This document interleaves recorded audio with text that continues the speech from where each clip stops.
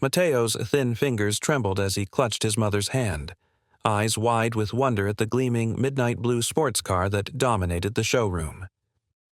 "Is that the one, Mama?" he whispered, his voice raspy from medication. Elena nodded, forcing a smile despite the weight in her chest. Her son had 3 months left to live, and his one wish was so simple: to sit inside a luxury car. She straightened her worn jacket and approached the sleek glass entrance of Prestige Motors, unaware that beyond those doors a moment of cruelty awaited that would change not just their lives, but an entire community forever. Before we continue, comment from where you are watching from. The dealership gleamed under perfect lighting. Polished marble floors reflected the silhouettes of exotic vehicles that most people would only ever dream of affording. Elena guided Mateo carefully, noticing how his eyes lit up despite the exhaustion that constantly shadowed them now. At 10 years old, he understood more about his condition than any child should. "Remember, we're just looking today," Elena reminded him gently, though she hoped for more. The foundation she ran for children with disabilities had connected her with countless families facing similar struggles, but nothing prepared her for watching her own son battle the same disease that had taken her husband 3 years earlier. Mateo nodded, but his gaze remained fixed on the blue Azure sports car displayed on an elevated platform. "It looks just like Super Velocity's car from the comics," he said with quiet awe. As they entered the showroom, heads turned briefly before dismissing them. Elena wore simple jeans and a clean but faded sweater. Mateo's small frame was swallowed by a puffy jacket that hid how thin he'd become. A knit cap covered his hairless head, a testament to the aggressive treatments that were no longer working. A young salesman approached them, his name tag reading Marcus. His suit seemed slightly too large, his smile genuine. "Good morning." "Welcome to Prestige Motors. I'm Marcus. Is there something I can help you with today?" Before Elena could respond, a taller man in a perfectly tailored suit intercepted them. "I'll handle this, Marcus," he said smoothly. His name tag identified him as Victor Caldwell, sales manager.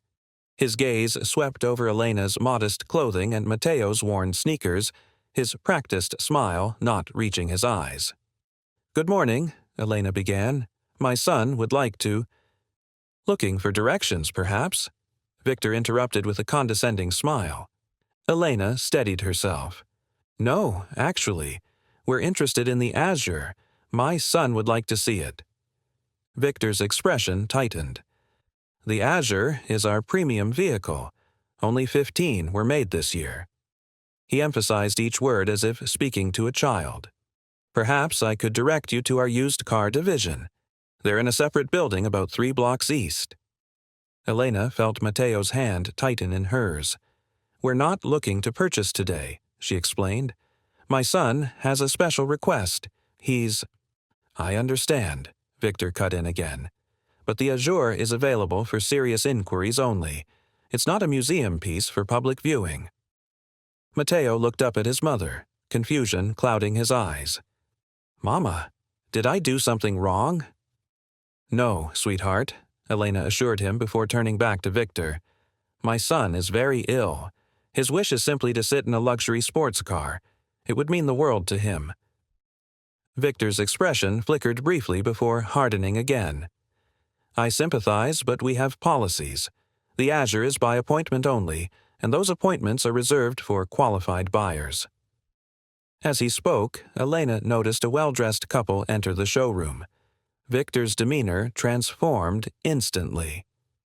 "Please excuse me," he said without looking at Elena. "Why don't you take a brochure? Marcus can help you with that." He strode toward the couple, arms outstretched in welcome.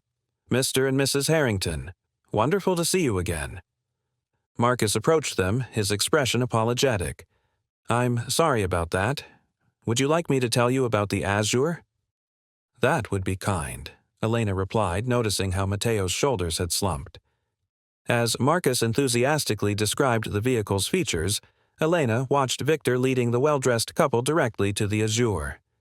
He opened the door with flourish, inviting Mrs. Harrington to sit inside, the very same car he'd claimed was by appointment only. "That's quite all right," Elena assured the now uncomfortable Marcus. "I understand how these things work." Elena approached the group, Matteo following quietly. "Excuse me," she said. "I was hoping my son could just sit in the car for a moment. He's very ill, and it's his wish." Victor's face reddened. "As I mentioned earlier, this vehicle is being shown to these customers," he said with barely contained irritation.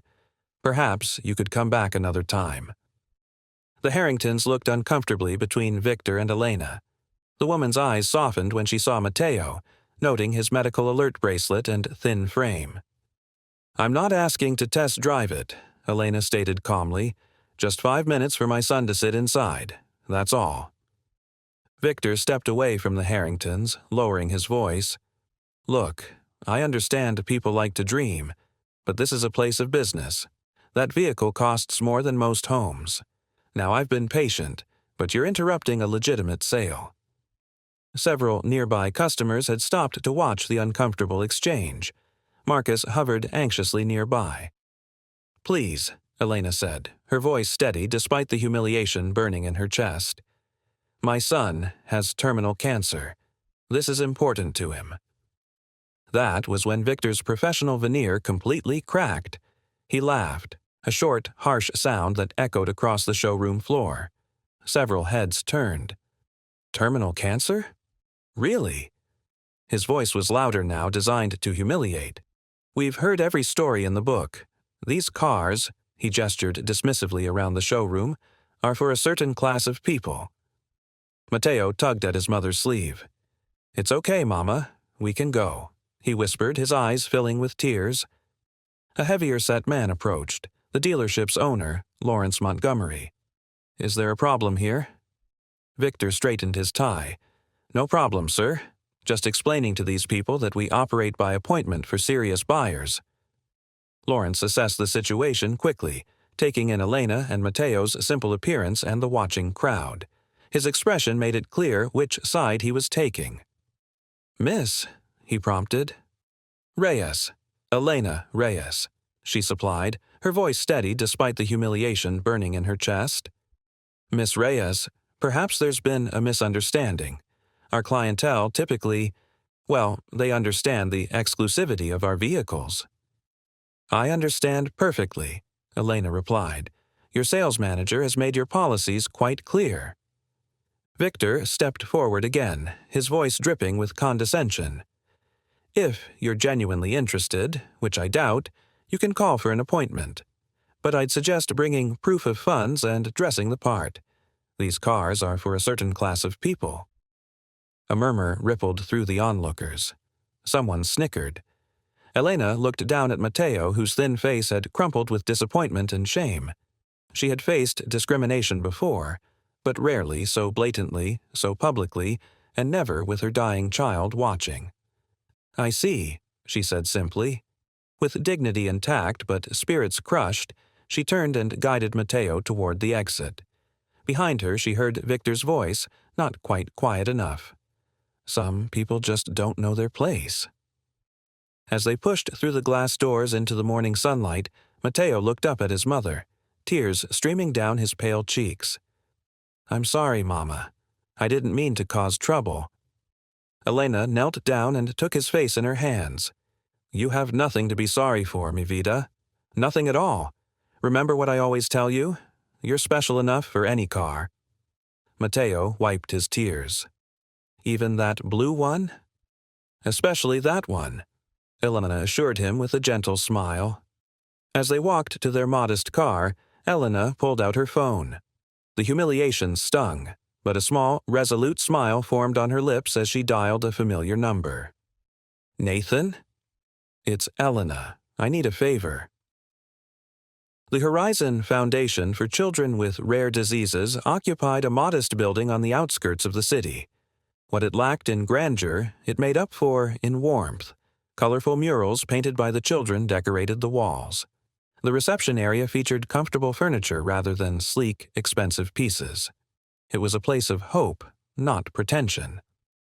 Elena sat at her desk reviewing grant applications while keeping one eye on Matteo through the open door to the playroom. After the morning's humiliation, she'd brought him to the foundation instead of taking him home. Here, at least, he was surrounded by children who understood his struggles and staff who treated him with dignity. She pushed away the memory of Victor Caldwell's sneering face. In her 15 years of nonprofit work, she'd encountered countless people who judged others based solely on appearance, but few had been so callous about a child's simple wish. The foundation's phone rang, pulling her from her thoughts. "Elena, it's Dr. Martinez. I'm calling about Mateo's latest results." Elena's heart sank. "Already? I thought we'd have them next week." "I wanted to give you this update personally," the doctor said, her voice gentle. "The treatment isn't working as we'd hoped. The disease is progressing faster than we anticipated." Elena closed her eyes, gripping the phone tighter. "How long?" 2 months, maybe less. 2 months. Not the 3 they'd estimated last week. Every day was being stolen from them. "Thank you for telling me," Elena managed to say. "We can discuss alternative comfort measures at your appointment tomorrow, Doctor," Martinez continued. "I'm so sorry, Elena." After hanging up, Elena allowed herself exactly 30 seconds of despair, counting each breath before wiping her eyes and straightening her shoulders. She wouldn't waste a minute of the time she had left with her son. In the playroom, Mateo sat quietly in a corner, leafing through a car magazine that one of the volunteers had given him. Unlike the other children who were playing games or chatting, he remained isolated, the morning's rejection still fresh. "Elena." She turned to find Mia, her 14-year-old daughter, standing in the doorway of her office. Unlike Mateo, Mia had their father's health and resilience. She'd grown up too quickly after his death, taking on the role of second caretaker for her little brother. "How was school?" Elena asked, forcing a smile. Mia shrugged. "Fine. How did it go at the dealership?" Elena hesitated. "Not great." "They wouldn't let him sit in the car, would they?" Mia's perceptiveness sometimes startled Elena. "Number. They made it very clear we weren't welcome." Mia's expression hardened beyond her years. "Because of how we look, because we don't dress rich." "Something like that? It's not fair. Mateo doesn't ask for much, not like other kids." Elena pulled her daughter into a hug. "I know, Michiello, I know." The foundation's front door chimed, indicating a visitor. Through the glass partition, Elena saw Nathan Chen enter the reception area. Tall and distinguished in his tailored suit, he moved with the quiet confidence of a man accustomed to influence. At 42, his success in renewable energy technology had made him a billionaire, though few would recognize him walking down the street, exactly as he preferred it. Nathan spotted Elena and smiled, but his expression faltered when he saw her reddened eyes. "Bad news?" he asked quietly as he entered her office. "The treatment isn't working," she replied. "And we had a situation this morning." Nathan took a seat across from her desk. "What happened?" Elena recounted the experience at the dealership, keeping her voice low so Mateo wouldn't overhear. As she described Victor's dismissive attitude and mocking laughter, Nathan's expression darkened. "He laughed? When you told him about Mateo's condition?" "He thought I was making it up to get attention." Nathan shook his head, disgusted. "Which dealership?" "Prestige Motors, but it doesn't matter." She sighed. "I shouldn't have gotten my hopes up. I just wanted to give him this one thing." "It matters," Nathan insisted. "No child should be treated that way, especially not one facing what Mateo is." They were interrupted by a small commotion in the playroom. Elena rushed out to find Mateo hunched over, struggling to breathe. These episodes had become more frequent in recent weeks. "Mateo, honey?" Elena knelt beside him, rubbing his back while Mia quickly retrieved his oxygen. Deep breaths. That's it. The other children watched silently, too familiar with such scenes. Once Mateo's breathing stabilized, Elena helped him to the small couch in the corner. "I'm okay, Mama," he insisted, though his face remained pale. "I know you are, brave boy." She brushed his cheek with her thumb. From the doorway, Nathan watched the scene with pained eyes. He'd been the foundation's primary benefactor for 5 years, ever since meeting Elena at a fundraising event. They'd both lost loved ones to the same rare disorder that now afflicted Mateo. Nathan had lost his younger sister, Elena, her husband. Their shared grief had forged a partnership and deep friendship. If you are enjoying the story, please take a moment to subscribe. It's free and means a lot to us. Let's continue. Mr. Nathan. Mateo's face brightened when he spotted him. Despite his exhaustion, he always had enthusiasm for his mother's friend, who often brought him model cars and comic books. Hey, champion. Nathan sat beside him. I hear you had a rough morning. Mateo looked down. They wouldn't let me sit in the blue car. The man said it wasn't for people like us. The simplicity of his understanding made it all the more heartbreaking. That man was wrong, Nathan said firmly. Do you still want to sit in a car like that? Mateo nodded hesitantly. But Mama says we can't go back there. There are other places with nice cars, Nathan assured him. Much nicer places with much nicer people. Elena recognized the look in Nathan's eyes, a quiet determination that had built a billion-dollar company from nothing. She'd seen it before, usually right before he doubled the foundation's funding or launched a new initiative for the children. Nathan, she began cautiously, whatever you're thinking. I'm not thinking anything, he replied innocently, though his eyes said otherwise. I'm just going to make a few calls. After spending time with Mateo and the other children, Nathan prepared to leave. Elena walked him to his car, a surprisingly modest electric sedan that gave no hint of his wealth. How's the foundation doing financially? He asked as they reached the parking lot. We're stable. The last fundraiser covered our operating costs for the next 6 months. And the new treatment research? Still underfunded, but we're making progress. Nathan nodded thoughtfully. I might have a new donor lined up, someone looking to make a significant contribution. That would be wonderful, Elena said, though she was distracted by thoughts of Mateo's worsening condition. Nathan opened his car door, then paused. What time does Prestige Motors open tomorrow? Elena frowned. Nathan, please don't make a scene. It's not worth it. I never make scenes, he replied with a small smile. I make impressions. As he drove away, Elena felt the first stirring of unease. Nathan's quiet intensity usually preceded significant changes, but part of her, the part that had watched her son's tears after being humiliated, couldn't help but hope that Victor Caldwell was about to learn a powerful lesson in humility. What she couldn't know was just how dramatic that lesson would be, or how it would change not just the dealership, but the entire community. The following morning arrived with picture-perfect weather. Victor Caldwell entered Prestige Motors with confident strides, adjusting his signature blue tie. Yesterday's incident with the shabby woman and her sickly child had become an amusing anecdote he'd shared over drinks with colleagues. Another dreamer thinking they belonged in the world of luxury. The showroom gleamed under carefully positioned lights, exotic cars arranged to maximize their allure. Victor had just finished the morning staff meeting, emphasizing the importance of qualifying customers. Remember, he'd instructed the sales team, our time is valuable. We cater to a specific clientele. It's not elitism, it's efficiency. Marcus, the young salesman who had first approached Elena and Mateo, had remained quiet during the meeting, his discomfort evident. Victor made a mental note to have a word with him about proper customer assessment. At precisely 10:17 a.m., the distinctive purr of an exceptional engine drew everyone's attention.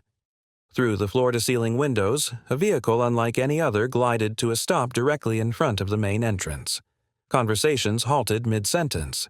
Even Victor, typically unimpressed by luxury vehicles given his daily proximity to them, felt his pulse quicken. A Rolls-Royce Phantom. Extended wheelbase. But not just any Phantom. This was a bespoke model with a unique midnight blue finish that seemed to shift colors in the sunlight. Conservative estimates would place its value north of $1 million. Is that? Lawrence Montgomery, the owner, had emerged from his office, drawn by the sudden silence. The bespoke Phantom, Victor confirmed, already moving toward the entrance. Extremely rare configuration. A uniformed chauffeur exited the Rolls-Royce and walked around to open the rear passenger door with white-gloved precision. From the vehicle emerged a man of commanding presence. Tall, impeccably dressed in a tailored suit that whispered rather than shouted its five-figure price tag. His salt-and-pepper hair was perfectly groomed, his posture effortlessly authoritative. Victor's salesman instincts kicked into overdrive. This was beyond a good prospect. This was the kind of client dealerships competed for, the kind whose purchases included not just one vehicle but potentially an ongoing relationship worth millions. "Good morning, sir. Welcome to Prestige Motors," Victor called out, intercepting the distinguished visitor before any other salesperson could approach. "Victor Caldwell, sales manager. It's an absolute pleasure to have you with us today." The man regarded Victor with an unreadable expression, then offered a polite smile that didn't quite reach his eyes. "Nathan Chen," he replied simply, offering a firm handshake. Victor's mind raced. The name sounded vaguely familiar, but he couldn't immediately place it. Regardless, the Rolls-Royce spoke volumes about the man's financial status. "Mr. Chen, it's truly an honor. What brings you to our humble establishment today? Perhaps I could show you our newest arrivals? We just received a limited edition." Nathan raised a hand slightly, halting Victor's practiced pitch. "Actually, I'm here about a specific vehicle, the Azure Coupe, midnight blue." Victor's smile broadened. "Excellent choice, sir. One of only 15 produced this year. I'd be delighted to show you. It's actually right over—" "I know where it is," Nathan interrupted smoothly. "A friend of mine was here yesterday expressing interest in it." Victor's customer service smile remained fixed, though confusion flickered in his eyes. "Your friend? I don't recall. Perhaps one of my colleagues assisted them." Nathan's expression cooled noticeably. "No, Mr. Caldwell, you assisted her. Or rather, you refused to assist her. Elena Reyes. She was with her son, Mateo, a 10-year-old boy with a terminal illness whose only wish was to sit in a luxury car." The blood drained from Victor's face as realization dawned. Behind him, he heard a small gasp from Marcus, who had been hovering nearby. "Mr. Chen, there must be some misunderstanding. We welcome all customers here."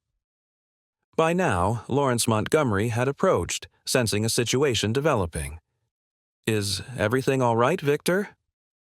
"Mr. Montgomery, I presume?" Nathan turned his attention to the owner. "Lawrence Montgomery, yes. Welcome to Prestige Motors." "Thank you. I was just explaining to Mr. Caldwell that my friend Elena Reyes visited yesterday with her terminally ill son. They were treated in a manner that I find deeply troubling." Lawrence's expression shifted rapidly from welcoming to concerned. I believe I was briefly involved in a conversation, but I wasn't aware of all the details." "The details," Nathan said evenly, "include your sales manager here suggesting that people like them don't belong in an establishment like this." He laughed when Elena mentioned her son's condition, assuming she was fabricating a story. By now, a small crowd had gathered, other salespeople, support staff, and even a few early customers. The showroom had gone completely silent. "Mr. Chen," Victor began, desperation creeping into his voice, "if there was any misunderstanding—" "It wasn't a misunderstanding," Marcus suddenly spoke up. All eyes turned to the young salesman who looked surprised at his own courage. "Ms. Reyes and her son were treated poorly. She was polite and explained her son's situation, and she was dismissed repeatedly based on her appearance." Victor shot Marcus a withering look, but the damage was done. Nathan turned back to Lawrence Montgomery. "You know what's interesting about Elena Reyes? She founded and runs the Horizon Foundation for Children with Rare Diseases. The foundation has raised over $30 million for specialized medical equipment and research, primarily focused on the same condition that's killing her son." He paused, letting this sink in. "Elena chooses to dress simply because she believes in putting every possible resource into helping children, not into appearances. It's one of countless reasons I respect her so deeply." Lawrence Montgomery had gone pale. "Mr. Chen, I assure you this does not reflect the values of our dealership. We pride ourselves on—" "Actions speak louder than mission statements, Mr. Montgomery," Nathan interrupted firmly. "Now, regarding the Azure, I'm not here to purchase just one vehicle." Victor perked up slightly at this, a glimmer of professional hope breaking through his distress. "I was also considering a fleet replacement for my company's vehicles, 7 in total, and my personal collection could use updating as well." Montgomery's eyes widened. A sale of that magnitude would make their quarterly targets in a single transaction. "However," Nathan continued, "I find myself questioning whether this is the right establishment for such a significant investment." The silence in the showroom was absolute. Victor looked physically ill. "Mr. Chen," Lawrence began desperately, "I cannot apologize enough for this unfortunate incident. I assure you this is not how we conduct business. Please allow us to make this right." Nathan considered this for a moment. "Perhaps there is a way forward," he said finally, "but it would require more than just selling me cars." "Anything," Lawrence assured him quickly. Nathan's gaze swept the showroom, lingering on the Azure that had been denied to a dying child's innocent wish. "The Horizon Foundation is hosting a special event next Saturday," he said. "We're giving the children a day of joy, experiences they've only dreamed about." He turned to Victor, whose professional demeanor had completely collapsed. "Mr. Caldwell, I think your presence would be educational." Victor swallowed hard. "Sir, dash." "Not as a guest," Nathan clarified. "As a volunteer. The foundation is always looking for people to help with the children, to see firsthand the struggles they face with courage and dignity that, frankly, puts the rest of us to shame." The implication was clear. This wasn't just about selling cars anymore.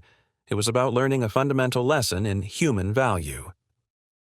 "Additionally," Nathan continued, addressing Lawrence Montgomery, "the dealership might consider implementing a training program on unconscious bias and compassionate customer service.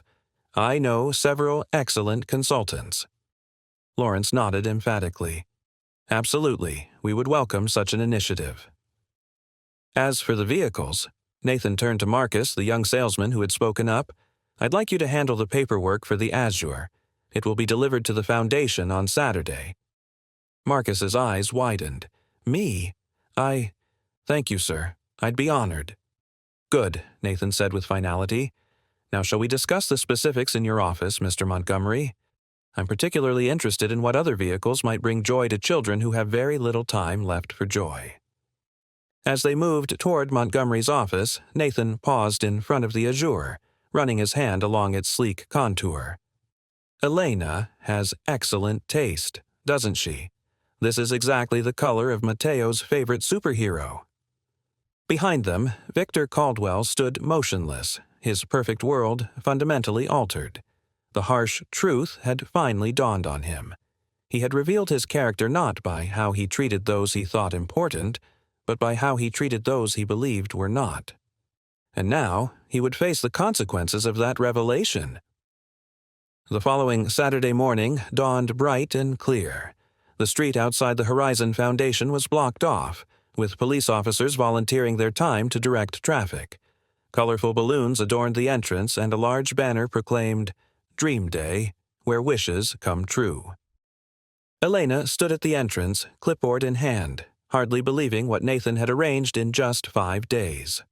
Children from the foundation and their families were already arriving, their faces lighting up at the sight that greeted them. Parked along the entire block was a collection of luxury vehicles that would have made any car enthusiast weep with envy. Lamborghini, Ferrari, Bentley, Aston Martin, and, in the center, the midnight blue Azure coupe that had started it all. "Mama, look!" Mateo tugged at her sleeve, his eyes wider than she'd seen in months. Despite needing his wheelchair today, his excitement gave him a glow that medication couldn't provide. "I see it, mi vida," she replied, blinking back tears. "It's all for you and your friends." Nathan approached, dressed casually for once in jeans and a simple button-down shirt. "Everything's ready. The drivers are all briefed. Slow rides around the block, Safety first. Nathan, I don't even have words. He shrugged, uncomfortable with gratitude as always. The car dealers were surprisingly cooperative once I explained the situation. Some are even considering making this an annual event. Elena wasn't surprised. Nathan's explanation likely included mentions of his considerable business interests and influence. But today wasn't about the adults and their motivations. It was about giving children with limited time a day of unbridled joy. At precisely 10 a.m., a familiar face appeared at the entrance. Victor Caldwell stood awkwardly in jeans and the volunteer t-shirt Nathan had insisted he wear, looking as out of place as Elena had felt in his showroom. "Mr. Caldwell," Nathan greeted him with professional courtesy. "Thank you for coming. Elena will show you where you'll be assisting today." Victor nodded stiffly, unable to meet Elena's eyes. "Mrs. Reyes, I want to apologize for—" "Today isn't about apologies," she interrupted gently. "It's about these children. You'll be helping with the wheelchair transfers. Many of our kids need assistance getting in and out of the vehicles." Victor followed her to a station where Mateo sat with several other children, all watching the cars with undisguised longing. "This is my son, Mateo," Elena said. "Mateo, this is Mr. Caldwell. He's going to help you get into the cars today." Mateo looked up at the man who had humiliated him, his expression open and without resentment. "Hi, Mr. Caldwell. Do you like the blue car, too?" Victor's carefully constructed facade cracked. This child, with so little time left, offered forgiveness without even being asked. "I do," he managed to say. "It's the most beautiful car here. Can I go in that one first?" Victor looked to Elena, who nodded her permission. "Of course," he said, kneeling to Mateo's level. "Let me help you." Throughout the morning, residents from the neighborhood emerged from their homes, drawn by the unusual sight of supercars parading their streets.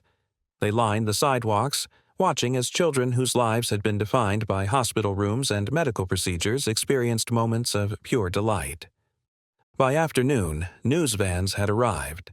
The story of a luxury car day for terminally ill children was too heartwarming to ignore.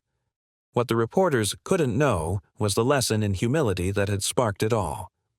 Elena watched as Victor carefully lifted Mateo from his wheelchair into a gleaming red Ferrari, the fourth car of his day. Something had changed in the man's demeanor. The artificial polish had been replaced by genuine attentiveness as he ensured Mateo's safety harness was secure. "He's different," Nathan observed, appearing at her side. "What did you say to him at the dealership?" Elena asked. "Nothing he didn't need to hear," Nathan replied. "Some people just need to see beyond appearances." As the day wound down, Victor approached Elena. Exhaustion and something deeper etched on his face. "Mrs. Reyes, I know you said today isn't about apologies, but I need to say this. What I did, how I treated you and Mateo, it was unforgivable." Elena studied him. "Yet, here you are, forgiven by the very child you dismissed." "I don't deserve it," Victor admitted. "I've been thinking, would the Foundation accept a regular volunteer? Not just for special events, but weekly." Before Elena could respond, Nathan joined them. "Actually, Mr. Caldwell, I may have a more permanent position in mind. I purchased Prestige Motors yesterday." Victor's jaw dropped. "You what?" "The dealership will continue operations, but with a significant change. 10% of all profits will now fund the Horizon Foundation's research, and we'll need a community outreach director to ensure we're serving everyone with respect, regardless of appearance." Understanding dawned on Victor's face.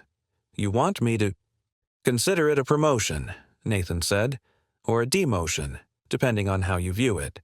Either way, it's a chance to change more than just yourself."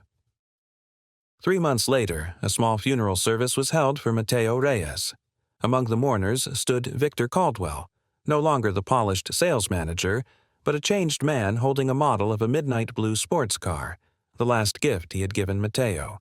The lessons of appearance versus reality continued to transform lives long after Mateo's passing. The annual Dream Day became the Foundation's most celebrated event, bringing joy to children and humility to the adults privileged to witness it. As for Elena, she often reminded the Foundation's supporters of Mateo's favorite saying, "It's not what things look like that matters. It's what they feel like in your heart." Words that Victor Caldwell, once the arbiter of appearances, now lived by every day. Please do comment your feedback and subscribe to our channel for more unexpected stories. Remember, it's never too late to change your story.